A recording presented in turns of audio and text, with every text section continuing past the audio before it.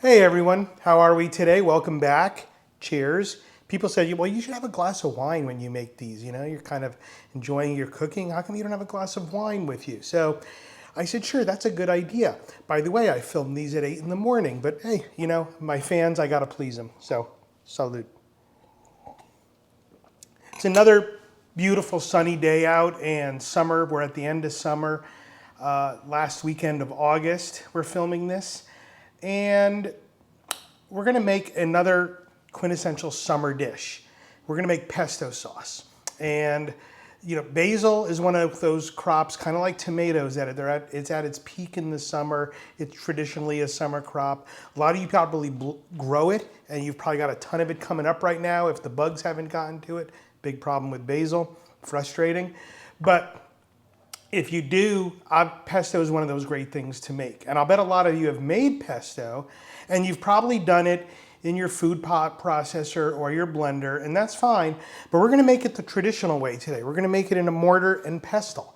And pesto sauce is actually a generic name, and it refers to the pestle. And it refers to a smashed sauce or mush sauce that's not cooked. And there's a bunch of different types of pestos. You've seen arugula pestos. There's pestos with tomatoes and almonds and peppers. There's all kinds of different ones from different regions of Italy. But the most traditional and the most well-known is pesto alla genovese, which is your basil pesto. And we'll talk about that a little bit more as we go through the whole process. But we'll get started because there's some work involved. And I'll tell you why we're doing it in the mortar and pestle as we start to make it and the benefits of that, other than just, again, making something by hand, the zen of it, just the, you know, the soothing sort of meditative nature of doing something in the authentic traditional way. And this is the authentic traditional way. But a lot of Italians nowadays, you know, even in Italy, do it in a food processor with a, you know, or a blender. So, and the ingredients for pesto are about as simple as you can get. You've got fresh basil leaves, and we've got about, I would say, 4 handfuls here. Okay, and so for you, those of you who like start to get a little twitchy and your scalp starts to itch when you don't have exact measurements, Bob, I weighed this, and it's about 2.5 to 3 ounces. 2 5/8 ounces, Bob, okay? We've got a 1/2 cup of good olive oil, and we'll talk about the olive oil as we go.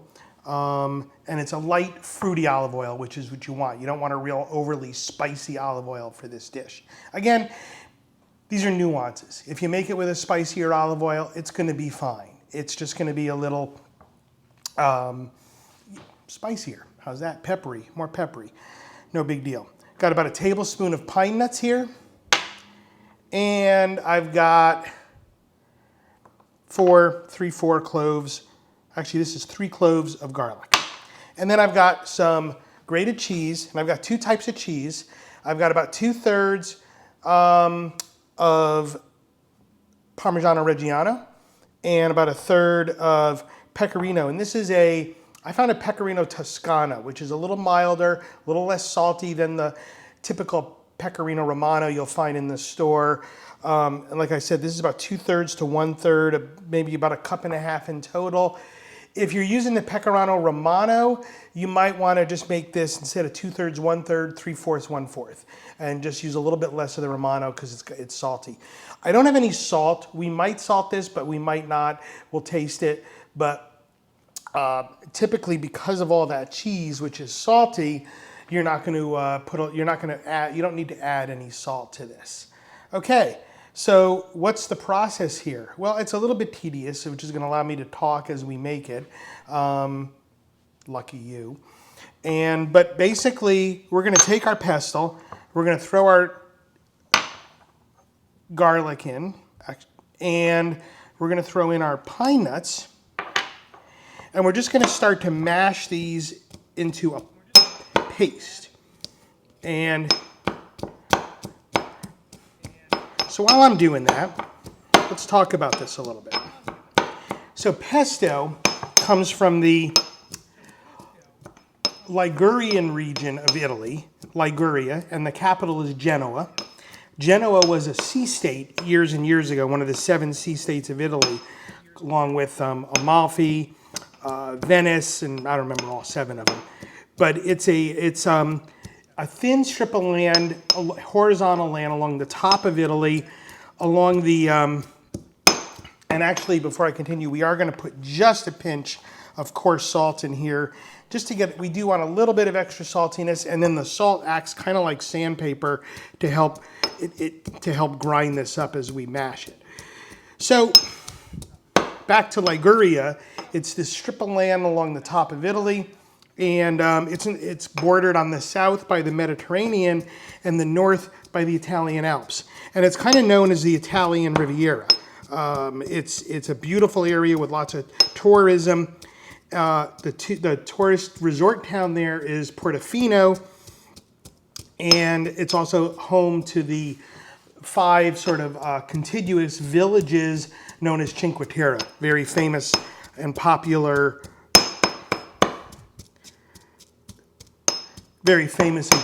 tourist area, real picturesque little villages, Cinque Terre. And Genoa is the capital, like I said. And this recipe, again, I told you there was a lot of different pesto recipes. This one is the classic. It's known as pesto alla genovese. And then we're going to make a pasta alla Liguria, which is the dish that they traditionally make with this pesto. So we'll do both today. Okay, so I've got that sort of like in a good, you can see here, pretty good paste. And what we're going to do now is get rid of those little bowls. And we're just going to take a handful of that basil and drop it in there. And now we're going to start to mash this up. You're going to have little leaves that are going to try to escape. Probably go hang out with your missing socks. See? They love to get out of there. You guys are probably already like, okay, this is too much work. I'm not doing this.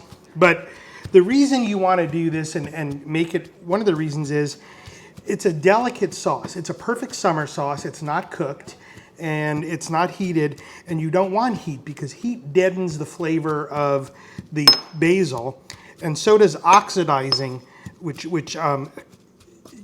just mushing it up too much and oxidizes it. And your food processor, the main issue with a food processor is that it generates heat. And if you don't believe me, food process something and then feel your blade afterwards. It'll be hot. It'll be warm, if not hot. Okay, we're gonna add another handful in here. And that's one of the issues. I'm gonna get a little scraper just to occasionally scrape some of the pesto off of there. And so that's the issue with your food processor, is it's generating that heat, which creates that sort of deadening effect on the basil flavor. And one of the things I saw in somewhere in a recommendation on a cooking site was to actually freeze your food processor blade for a while, or your blender blade and bowl, before you make it. And by doing that, you'll get away from some of that heat. So I'm going to keep doing this. I'm going to keep mushing this up. Notice I like to move it around the sides a little bit. Kind of mixes everything together and is a little bit more of a gentle technique. As that gets incorporated, I'm going to keep adding my basil.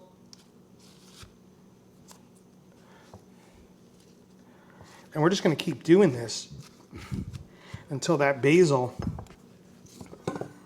is down to a nice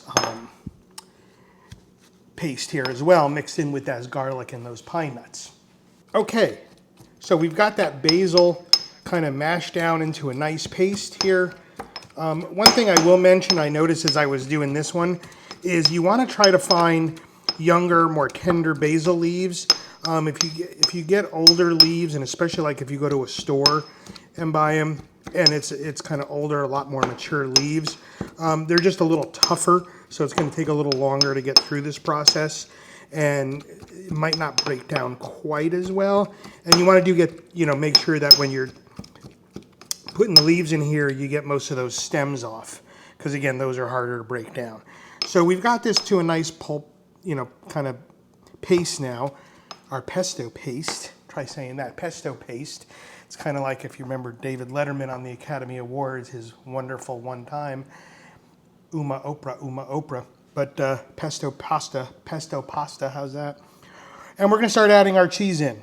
So we'll just take a little bit of that Parmigiano Reggiano, a little bit of that Pecorino, and we're going to do this the same way. We're just going to mash this in,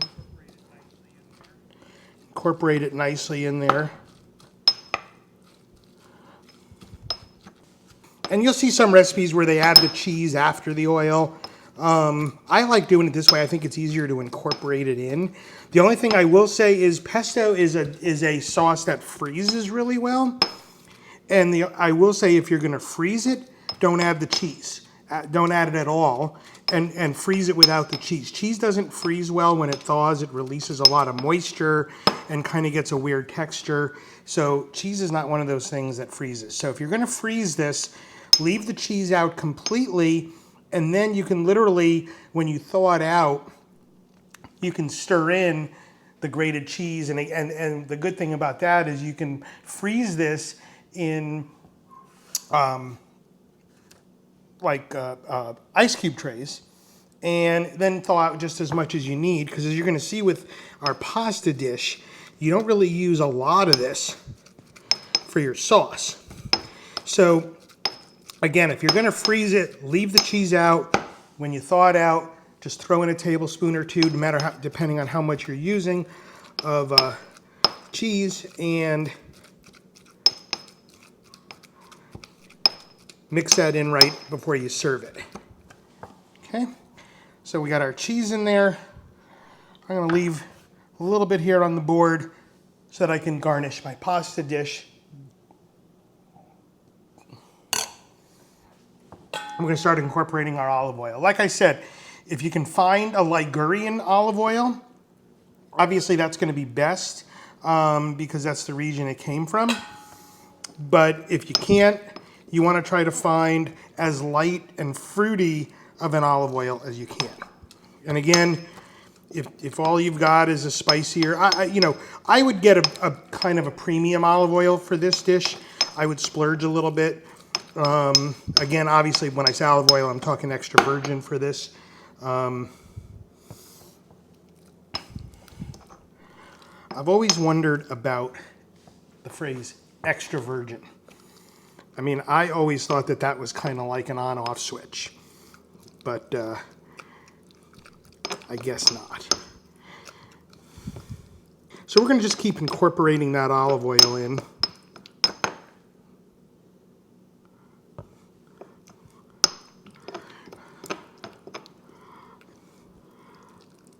And now you can see how this is coming together into that beautiful, beautiful pesto sauce that you see in restaurants.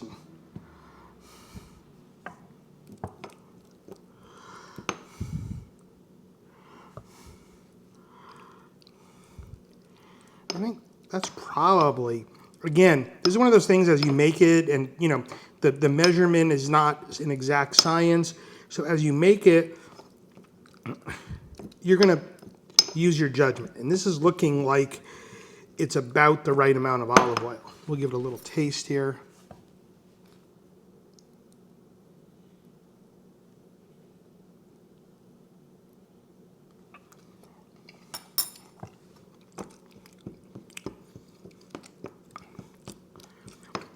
Yeah, I'd say that's just about right. We'll save some more of that to finish our sauce as well.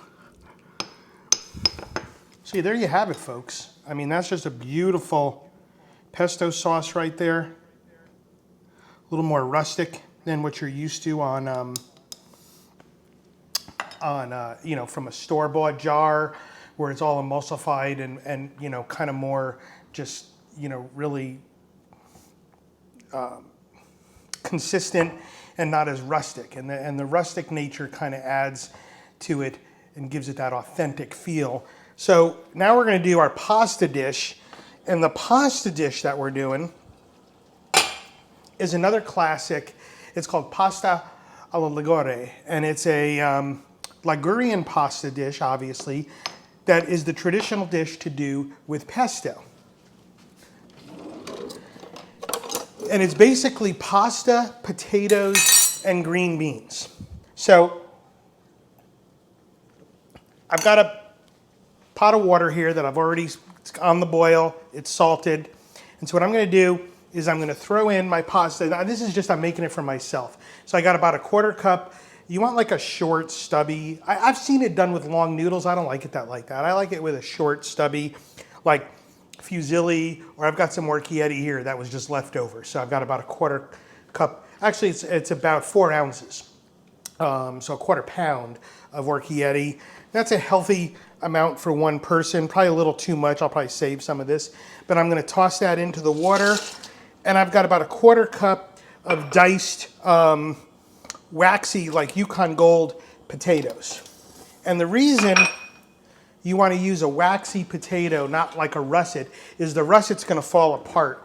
It's gonna break down too much. So we're gonna use this waxy and we're gonna let this start cooking. This pasta is gonna take about 10 minutes. Actually, it's probably gonna take about 6 or 7. For this dish, because we're not cooking the sauce, you want your pasta done when you put it into the sauce. You don't want it al dente. It's not like when you're cooking a pasta on the stove and you're gonna put it in the sauce, you're gonna put in a little of the pasta water, and then you're gonna cook it a little bit more and finish it. And we'll do some dishes like that going in the future. But that allows that pasta to absorb the sauce and the flavor of that sauce. Here, because it's not cooked, you're not gonna do that. You're gonna cook the pasta till it's basically at the point of eating it. And then what we're gonna do while that's cooking, and I'll add one more thing. I've got about a 1/4 cup of green beans that are diced there too. A lot of the recipes I see for this call for adding the green beans at the same time you add everything else. I like to wait a couple minutes. Because I think the green beans get too mushy when you add them right away. I mean, this is gonna take about 7-8 minutes to cook. And for me, that's just too long to have those green beans cooking in there. I think they just get too mushy. So we're gonna leave them and we're gonna add them in a couple minutes. Okay, so the pasta's been cooking for about 5 minutes, so we're gonna add those green beans. And again, I said this is just about a 1/4 cup of green beans cut into a, you know, kind of big dice.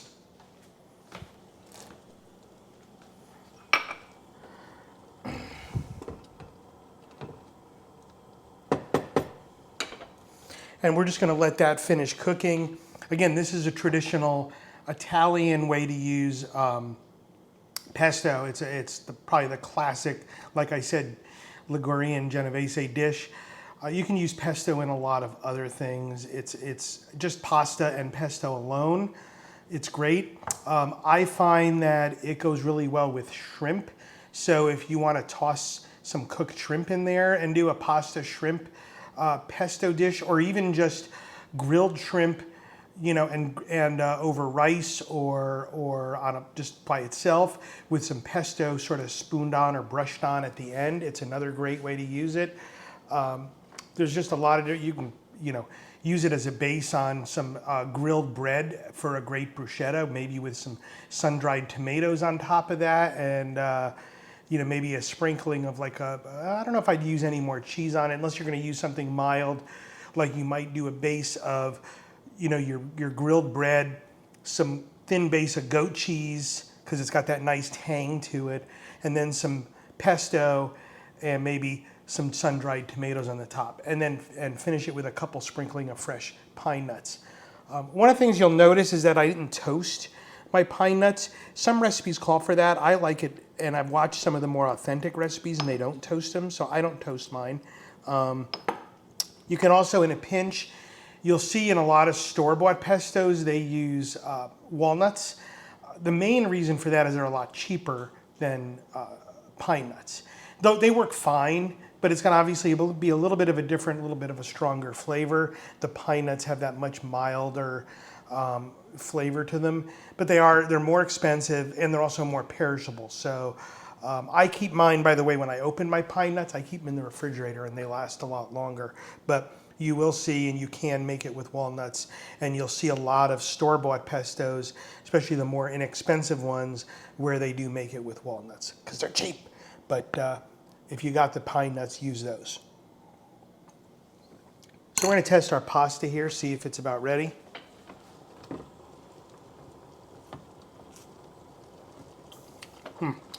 Gonna need another minute or two. So while that pasta is finishing up, we're actually going to start to get our dish ready to serve. So we're going to take our plate. In this case, I'm just using a serving plate because, again, this is kind of a large portion, but for one person, or if you're doing it for more people. And I'll put a recipe below to use with like 12 ounces of pasta or half a pound of pasta, so you can make it for more people. Again, depending on the course you're serving it for, you know, how much you serve. But for just this, I'm going to take kind of a good size spoon of the pesto here, put that at the bottom of my plate. That's plenty. And just before this is done, actually we're pretty close. So I'm going to take a ladle.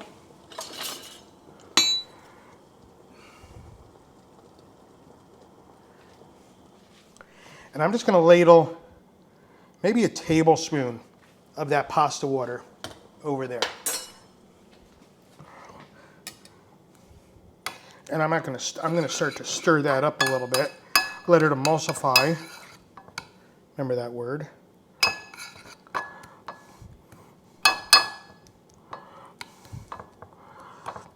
Maybe just a tad more.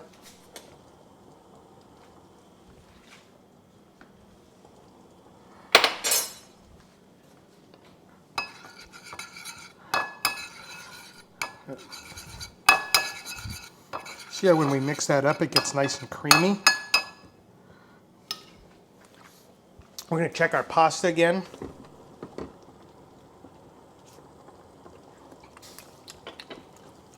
Needs another minute. Orchietti actually takes a little bit longer. It takes about 12, 13 minutes because it's a thicker pasta than some of the other pastas that you make. Orchietti means little air. So, and you know, there's so many different shapes of pasta. We're going to make some fresh pasta maybe the next time or coming up here. We'll do some linguine, maybe some, actually what we'll probably do is first, I get a lot of requests for stuffed pasta in particular. So we might do some ravioli. And maybe if I'm feeling adventurous, we'll do that. If you've ever seen at a fancy restaurant, they do those they'll serve like one big ravioli where it's got ricotta cheese inside and then an egg yolk with some brown sage butter. Maybe we'll do that. That'd be kind of fun. It's a little bit of work, but you know, kind of fancy to impress your friends if you have any. If you don't, you know, just, well, get your cat and impress your cat. Okay, let's check this one more time.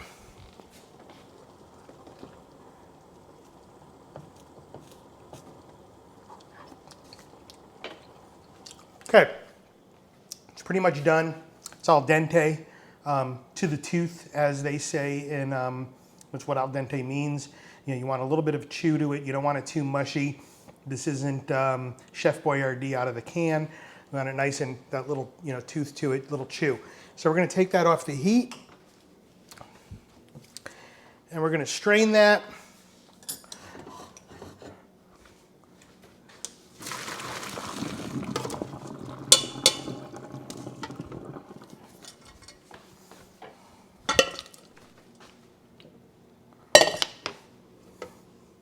We're going to take our bowl, we're going to dump that into the bowl.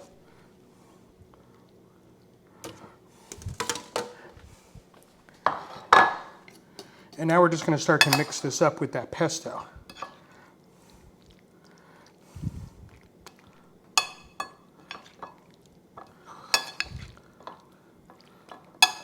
And see how that's coming together. It's just kind of got that beautiful, gets that nice coating of the pesto, nice basil flavor. You got the beans and the potatoes. It's a pretty hearty dish.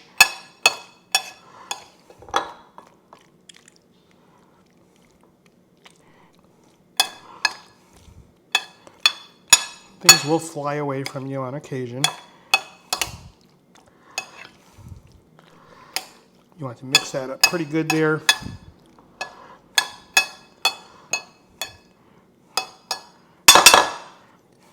That's our dish. If I was serving that to and if we want to be fancy, we can do like the chefs do and wipe the sides of that. So that we got a nice, pretty presentation there. And we're going to actually take some of that, a little bit of that leftover Parmesan. We're going to sprinkle that on top. And now you've got just a beautiful pasta alla genovese. Actually, this is pasta alla ligure. It's a pesto alla genovese, pasta ligure. And I don't have a fork. Let's grab a fork.